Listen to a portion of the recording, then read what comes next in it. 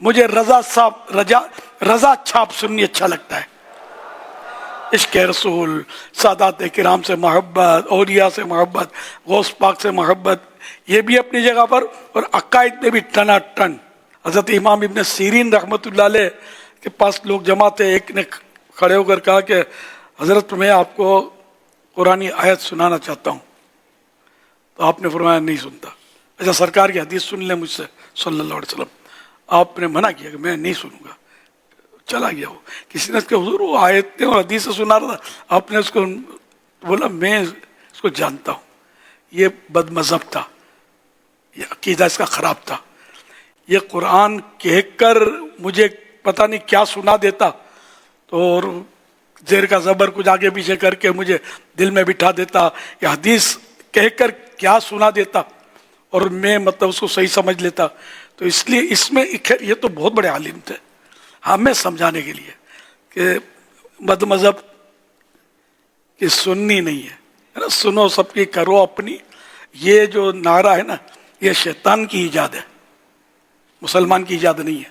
کیوں سمجھ لو سنے گا کو سب کی. جو حقیقت میں اللہ اور رسول کی سن کر بتائے گا ہم اس کی سنیں گے. یہ ہمارے علماء اہل سنت میری مراد اس سے. تو کسی بھی بد مذہب بد عقیدہ کی سنی نہیں ہوتی، جس کا عقیدہ قرآن و حدیث کے عین مطابق. الحمدللہ امام احمد رضا خان رحمۃ اللہ علیہ کا دامن ہم نے تھاما ہے، اعلیٰ حضرت رحمۃ اللہ علیہ کا دامن تھاما ہے. یہ جس طرح بولتے ہیں قرآن و حدیث کی باتیں ہماری سمجھ میں آتی ہیں. اپنی طرف سے کچھ نہیں کہتے، قرآن و حدیث کی بات کرتے ہیں تو ہماری سمجھ میں بس آ گیا کسی کے ہو جاؤ یا کسی کو اپنا کر لو. تو ہم اعلیٰ حضرت کے ہو گئے، انشاءاللہ اعلیٰ حضرت ہمیں اپنا کر لیں گے، اور قیامت میں اپنے دامن میں لے کر غوث پاک کی بارگاہ میں حاضر ہوں گے کہ یہ میرے چاہنے والے تھے. غوث پاک بولیں گے تو یہ میرے ہی مرید تھے. پھر یہ بارگاہ رسالت میں حاضر ہوں گے کہ یہ ہمارا غلام ہے، قبول کر لیں. آقا قبول کر لیں تو پھر کیا ہوگا؟ باغ جنت میں محمد مسکراتے جائیں گے، پھول رحمت کے جھڑیں گے، ہم اٹھاتے جائیں گے انشاءاللہ الکریم.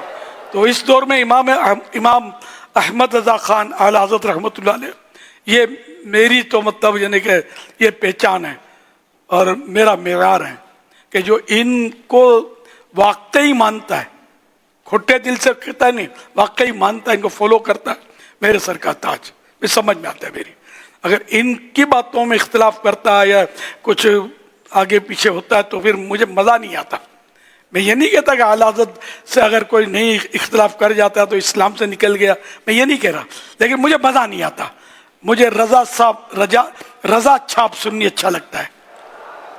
عشق رسول، سادات کرام سے محبت، اولیاء سے محبت، غوث پاک سے محبت، یہ بھی اپنی جگہ پر، اور عقائد میں بھی ٹنا ٹن. یہ بھی ٹھیک وہ بھی ٹھیک، یہ کچھ بھی نہیں. وہی ٹھیک جو اللہ اور رسول کے بتائے ہوئے راستے کو ہی فالو کرے، اور جو اسلامی عقائد ہیں ان میں بالکل چون و چرا نہ کرے، چونکہ چنانچہ نہ کرے. ٹھیک ہے. تو یہ اعلیٰ حضرت رحمۃ اللہ علیہ یہ ہمارے سر کے تاج ہیں، ہمارے پیر و مرشد ہیں. بلکہ اعلیٰ حضرت کا سلسلہ تو یوں تو قادری ہے، لیکن نقش بندی ہوں، چشتی ہوں، سہروردی ہوں، سب اعلیٰ حضرت کو اپنا امام تسلیم کرتے ہیں. عقائد میں ہے نا، قرآن و حدیث کی جو شروعات تفاسیر ان کے ذریعے ہم کو ملی، انہوں نے اپنی طرف سے کچھ نہیں کہا، کچھ نہیں کیا. انہوں نے اپنے بزرگوں سے تفسیریں اور شروعات لی ہیں، سمجھے، حدیثوں سے لی ہیں. یہ ہم سے زیادہ حدیثیں سمجھتے تھے، ہم کیا خاک سمجھتے ہیں. یہ میں وقتاً فوقتاً عرض کرتا رہتا ہوں تاکہ کہیں آپ بھٹک نہ جائیں، ادھر ادھر مت جانا. دعوت اسلامی اعلیٰ حضرت کے قدموں میں ہے، اور اعلیٰ حضرت کی برکت سے اولیاء کرام کے قدموں میں ہے، غوث پاک کے قدموں میں ہے، پیارے آقا صلی اللہ علیہ وسلم کے قدموں میں ہے. تو بھائی یہیں دعوت اسلامی سے آگے پیچھے ہونا نہیں، ورنہ حالات بہت خراب ہیں. ایسا نہیں ہو، اللہ نہ کرے ایسا نہ ہو کہ ہم صحابہ کرام کے پیچھے کچھ آگے پیچھے ہو جائیں، صحابہ کرام کے بارے میں اہل بیت اطہار کے تعلق سے کچھ مطلب وساوس کا شکار ہو جائیں. کچھ بھی نہیں، آنکھیں بند. صحابہ اہل بیت پر اپنی آنکھیں بند ہیں. کوئی ذرا بھی ان پر اشارتاً بھی انگلی اٹھائے گا، ہم اس کا راستہ چھوڑ دیں گے، اس کی گلی سے نہیں گزریں گے. بھلے کتنی گوری چمڑی والا ہو اور آپ کو لگے کہ لائٹ نکل رہی ہے تو شیطان بھی لائٹ مار سکتا ہے اس پر. مثال کے طور پر لائٹ نکلتی نہیں ہے, وہ کیسا ہی ہو, انگریز سے زیادہ گورا مشکل ملے گا. تو اس طرح مطلب خالی چہرے دیکھ کر مسئلے حل نہیں ہوتے, قرآن و حدیث. تو ہم اعلیٰ حضرت کے پیچھے پیچھے ہیں, جو اعلیٰ حضرت والا ہے وہ ہمارا ہے الحمدللہ. صلو علی الحبیب صلی اللہ علیہ محمد. جب بھی آپ کوئی معیاری چیز اپنانے جاتے ہیں تو حضور اسٹیمپ چیک کرتے ہیں نا کہ اسٹیمپ کیا ہے, تو اعلیٰ حضرت کی اسٹیمپ دیکھ کر ہی آگے بڑھنا چاہیے. سبحان اللہ. دعوت اسلامی والوں پر لگی ہوئی ہے, ہاں لگی ہوئی ہے اعلیٰ حضرت اعلیٰ حضرت رضا چھاپ, رضا چھاپ, وہ چھاپ اسٹیمپ چھاپ ہی ہے نا, چھاپا اسٹیمپ. جی ہاں. اب یہ جو جی جی یہ جو آپ نے ابھی ارشاد فرمایا کہ مصیبت پریشانی, حضور اس پر تھوڑی سی اور میں چاہوں گا کہ ایسے کئی ملیں, آپ کو بھی ملتے ہوں گے کہ نہیں ہے ان کو تکلیف ہی تکلیف ہے ہر گھر میں, ادھر ادھر روزگار میں, مگر نہ یہ بدلتے ہیں نہ یہ نماز کی طرف آتے ہیں, ابھی جیسا بھی آپ نے بیان کیا. تو اگر یہ راستہ اختیار کرتے ہیں تو مجھے لگتا ہے کہ شاید ان کے لیے کافی آسانیاں نکل آئیں گے. لیکن یہ سننے کے باوجود بھی آیتیں سنائیں, حدیثیں سنائیں, یہ سب سنائیں, لیکن بے نمازی تھے تو بے نمازی رہتے ہیں, گناہوں میں مبتلا تھے اسی میں رہتے ہیں, اور پھر چاہتے یہ ہیں کہ ہمارے حالات بدل جائیں.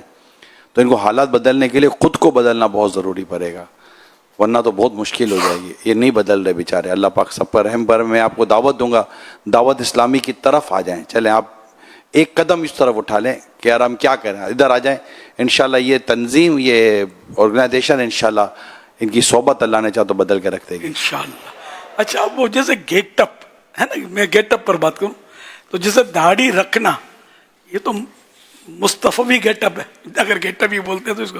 پیارے آقا صلی اللہ علیہ وسلم نے داڑھی مبارک رکھی, زلفیں تو سرکار نے رکھی.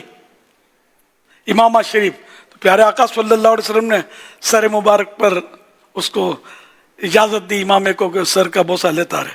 کیا خوش نصیب وہ امامہ ہوگا جس نے میرے آقا کے بوسوں پر بوسے لیے. کاش کوئی ایک آدھ دھاگا اس امامے کا میں ہوتا, سرکار کے سر انور کو چومتا رہتا. بہرحال یہ کہ یہ اگر یہی گیٹ اپ ہے تو یہ تو کس کا ہے؟ اسی کا تو ہے جس کا ہم نے کلمہ پڑھا. اس سے ہمت نہیں آ رکھ رہے. ایک در بند ہزار در کھلے, ہمت نہ آ رہی. آج سے ایک مٹھی داڑھی کی تو نیت کر لیں کہ داڑھی منڈانا اور ایک مٹھی تک ہٹانا حرام ہے. تو ایک مٹھی داڑھی کی نیت کر لیں, چھوٹی والے تھوڑی اور بڑھا دینا, اور توبہ بھی کر لیں. یہ توبہ بھی کرنی ہوگی جب تک منڈائی گھٹائی ایک مٹھی سے اور بڑھا لیں. اب رہی ہے زلفیں, تو یہ فرض و واجب نہیں ہے. اگر نہیں رکھتا زلفیں تو گناہ گار نہیں ہے.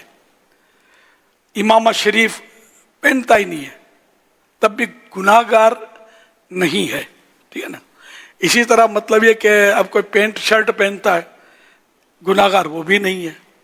ہاں داڑھی نہیں رکھے گا تو گناہ گار ہے. اس کو کاٹے گا, ایک مٹھی سے گھٹائے گا, منڈائے گا, تو چلو خالی داڑھی مبارک پر ہی ڈن کر لیں آپ.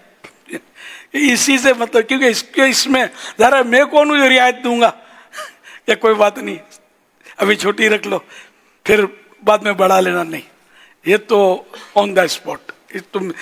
میں مشورہ ہی دے سکتا ہوں, ذرا میں کسی کو زبردستی تھوڑی کر سکتا ہوں. تو اس میں رعایت دوں گا تو بھی نہیں ملے گی رعایت. انڈرسٹوڈ ہے کہ اللہ رسول کا حکم ہے یہ.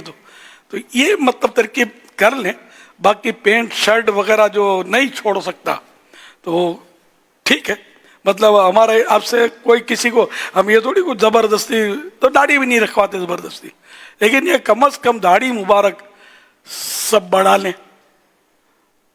پینٹ شرٹ اگر اس کے بغیر نہیں ہے تو جب شریعت نے نہیں روکا تو میں کیوں روکوں گا, سمجھے. تو اس طرح مطلب پینٹ شرٹ بھی چل جائے گی. اگر خدا نہ خدا ننگے سر رہتے ہیں, پسند نہیں ہے لیکن گناہ بھی نہیں ہے, تو چلو یوں ہی صحیح. اب آئیں تو صحیح یار, داڑھی مبارک سے تو اس کی برکت سے اللہ کرے گا کہ بہت کچھ مل جائے گا, دل بدل جائے گا. اصل دل بدلنے کی بات ہے. ہم نے تو صحیح بات ہے کہ اس دور میں جب میری داڑھی آئی, لڑکا تھا ظاہر ہے, تو الحمدللہ چاروں طرف کو ماحول تھوڑی تھا داڑھی والوں کا. میں نے رکھ لی, بس میری دھن تھی, رکھ لی داڑھی, آقا کی سنت ہے, یہ ذہن میں بیٹھ گیا میرے.